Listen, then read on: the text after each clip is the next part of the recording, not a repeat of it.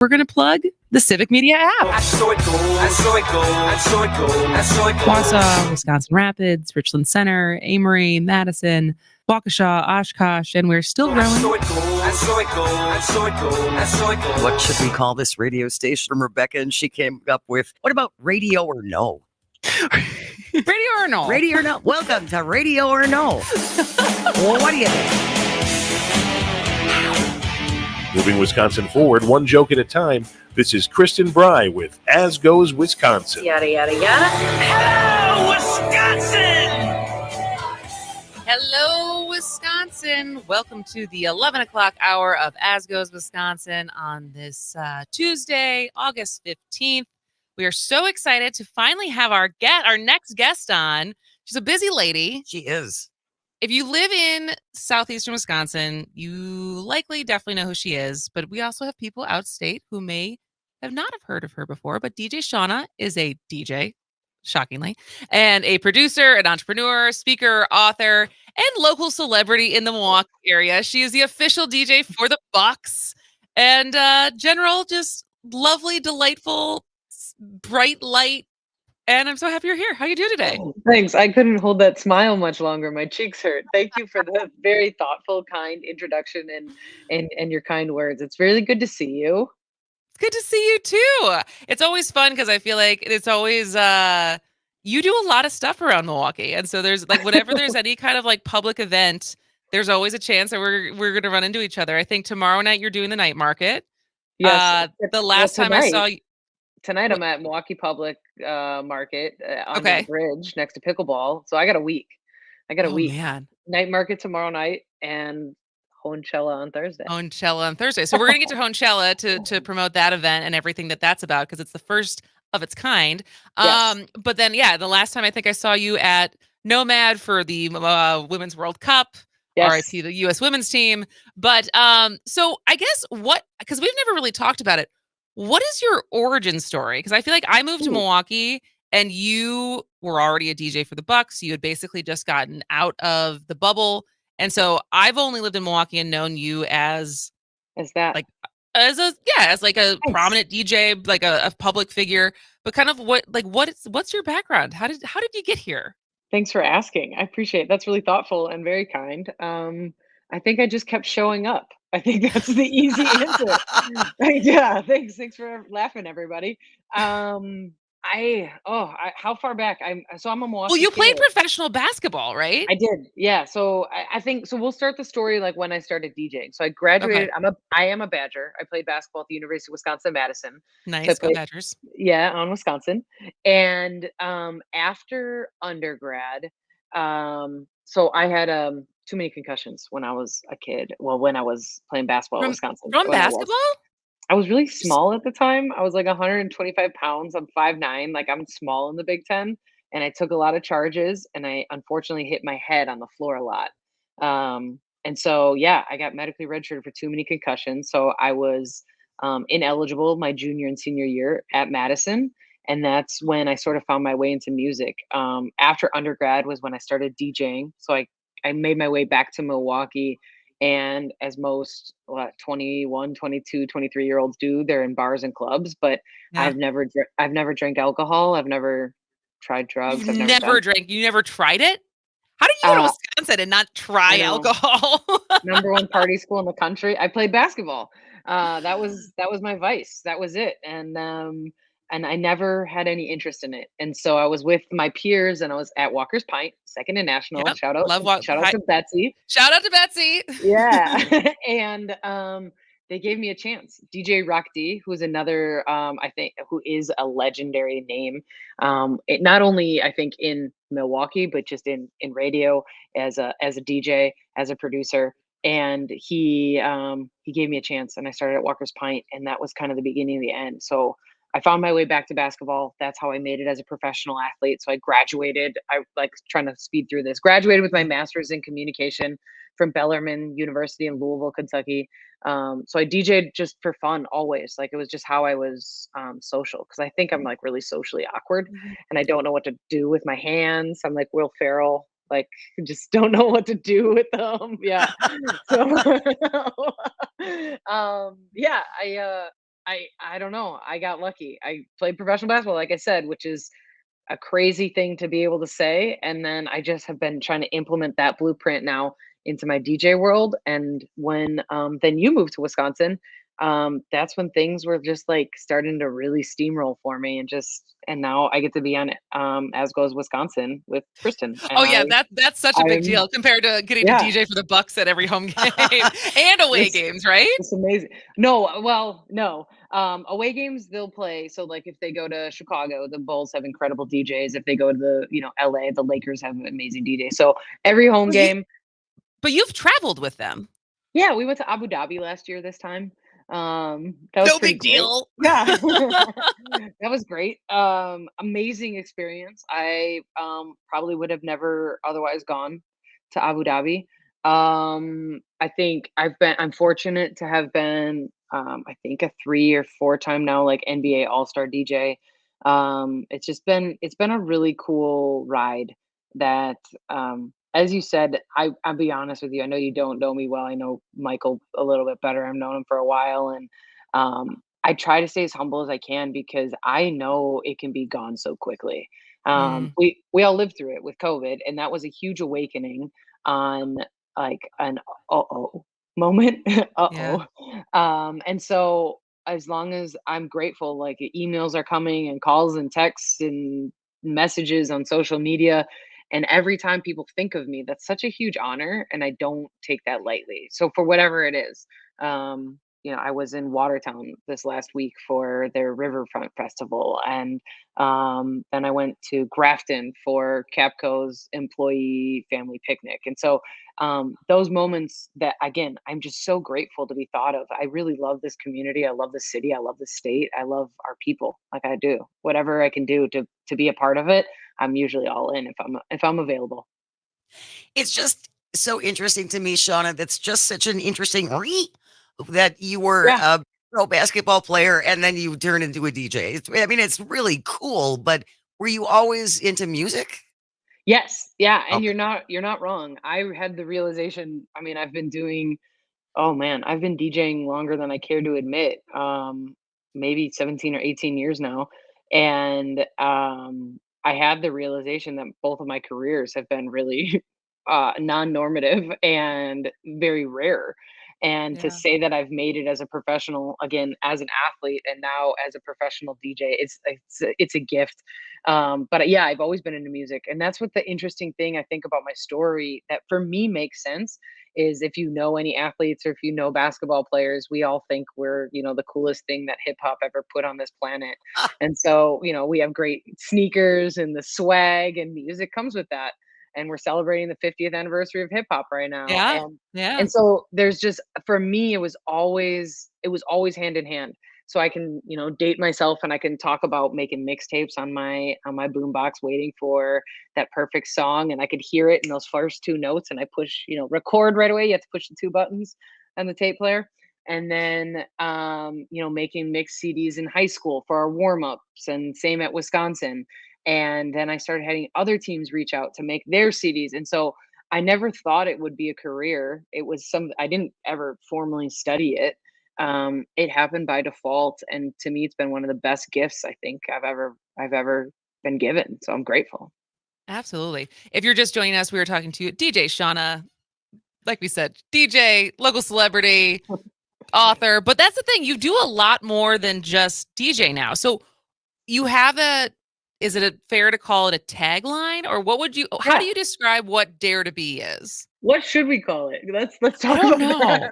Yeah. Cause it's like, I, I feel like without getting too, I don't know, like inside knowledge, it's like a personal brand, yeah. like calling, right? It's like, this is like what you want your name associated with, which is this Yeah. idea of Dare to Be. But so like, what is the idea? To inspire you to be your best self. So whatever that is in this moment, in the next 15 minutes, tomorrow, thank you. But that's what it is. I think it's a personal brand. It's a mantra. I pulled it when I was, studying for my master's degree. And so Mhm. I was writing 30-page papers on a weekly basis, and I read something, and it was one of those things, it popped out, those three words popped out to me.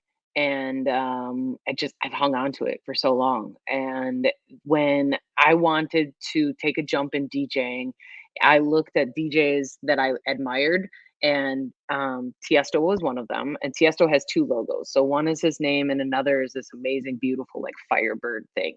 And when I looked at that, I was like, I want something that when you look at it, you know it's associated with me, Shawna or DJ Okay. Shawna, but that it's also bigger than me. And that's where Dare to Be and my stick figure logo with the heart kind of came from. Cause I know I'm not going to be able to DJ for the rest of my life. And so I want to make sure that I have something else that I have to offer. Sports taught us that. It's always, I work for the Bucks, and it's bigger than the name on the back of the jersey. It's about the name on the front. And I just hope that I'm continually this walking sports cliche of like, I'm living it. So, yeah. And then you made, with that same title, there's a 5-part YouTube documentary series, right?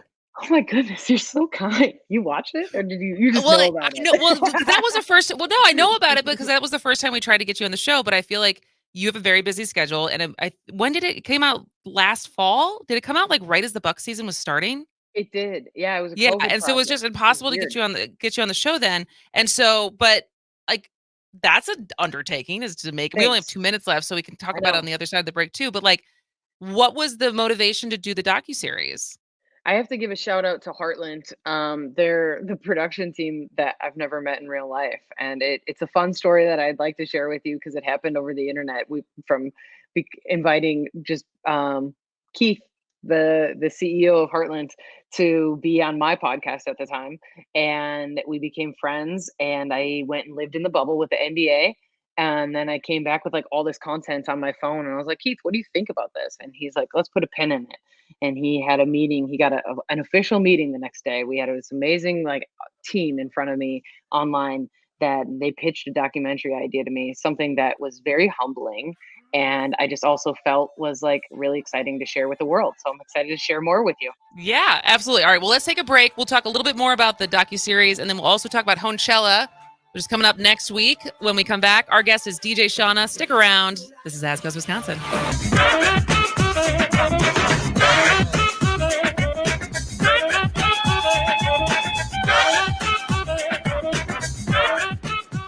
Welcome back to As Goes Wisconsin. I'm Kristen Bry. She is Jane Matnair, and we are talking to the one and only DJ Shawna, which we're so excited to have her here. And you know her probably from being the official DJ for the Bucks, but she does a lot more than that. She does events all over, not even just Milwaukee, but across southeastern Wisconsin.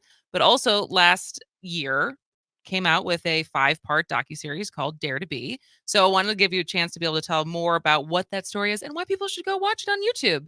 Thank you. I'm not. They don't have to. I mean, if they want to. You're so Wisconsin nice. Like, Seriously. you're kind of. I feel like you're kind of like me, where it's like self promotion is Ew. hard. Ew. Like, Yeah, and it's like it's hard. a little cringy. It's like I don't know if you want to, you can watch it, but like, Right. If you're bored and you have nothing else to do. But I put a lot into this. It was a lot of time. It's a lot of me, and it's a huge part of my story. It's every question you've asked me so far. It starts. I have to brush up on this. I haven't thought about it in a while, but there's, like you said, 5 parts. So there's an intro on like who am I. There's a huge part about my coming out story, and my mom is a huge central part of the entire series, to be honest, because she's just been there like every step of the way. And then it talks about how I got into DJing, and then we talk about I got all the chapters. Then we All right. talk about going to the bubble. We talk about life in the bubble. And then coincidentally, while we're editing this and shooting this all over the internet, and however recording stuff literally via video chats, all these things, the Bucks decided to win a championship. And so No big deal. yeah. So I mean, yeah. Awesome. that is something like I got to experience that as a fan. Like Mike and I got to be at Game 6 and like all like how fun that summer was. But like you really got to be on the inside of that. And like I Man. can't even that's a whole other segment that we could probably talk about Yeah. looking back and what that was like. But so yeah, On my so you can YouTube. it's on your yeah. So if you Yep. want to watch more behind the scenes stuff, from relive, as Dan Schaefer likes to say, let's just keep reliving the summer of 2021 to Over and over Love and it. over and over again, the glory days. But we're I'm gonna here get for it. we're gonna get it back. We're gonna get it back. I believe. But you have a it's big an amazing feat. Sorry, I know. yes, It was crazy to be a part of, and I know Milwaukee loved it, and we hold on to it, and it's Bucks and Six for life. So, yes. absolutely. Do you have any Bucks tattoos? Actually, I don't. I have a 414 Ah, tattoo. I okay. don't have a Bucks tattoo. That's not to say I wouldn't. I I was gonna say, haven't. I feel like that Huh. would have been an opportunity to be like, this feels like something to commemorate on your It, body. yeah, I always joke like I didn't make a single basket that year that counted. And so it's, I just kept showing up and doing my job, and Yeah. they did all the hard part. And, I think we all got to kind of bask in their glory. I played professional basketball, but not at that level. And so Yeah. it's different. And, maybe someday, I don't know. I'll have to think about it now. This could Yeah. be, Yeah. yeah. All right. Plant the Thank you. seed. Thanks. I like All how you right. Well, just shot a basketball with that. Yeah. I also played basketball, but I stopped in high I school. know. I was in a It's so basketball good. movie. Wait, That's a you different were? story for a different day. I'll tell you on offline. Yeah. Oh my goodness. Because I want to talk about Hoanchella. So what is Hoanchella and Okay. what should people know about it? You're just gonna drop the bomb that you were in a I will. basketball Yes. movie? All We'll right. talk about it later. We I'll can send talk you a about copy. Hoanchella. Okay.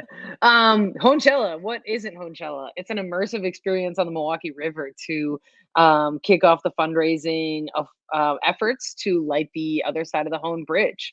And it was a crazy brainchild. So I'm sure if anybody kind of follows Milwaukee stuff, Ian Abston is a mover and a Mhm. shaker in the city, and Light the Hone is his project, and then his executive director is Erica Smith. And so anytime I have a crazy idea, I call Ian, and I'm like, "Hey, dude, Nate Baumhoff, who I endearingly refer to as Drone Nate, but Yes. I know I'm DJ Shawna, but he is not a drone, but he is a drone operator, Nate. And he takes some of the most incredible photos of Milwaukee. Amazing. Yeah. Yes. So he and I have very similar taste in music, and talk about like just we had this crazy idea and dream inspired by Tiesto during COVID. And I sent the video of Tiesto DJing on a rooftop in New York City to Ian. And I said, I want to do this. Hmm. And so he's like, how about on a boat? And I was like, yeah. And so we have full lights and production on Thursday on my boat. I'm going to have a festival set. It's going to be amazing. The sun is going to be setting. We're going to be making our way to the Hone Bridge, as then my DJ set is synced to a light show on the Hone Bridge, followed by fireworks.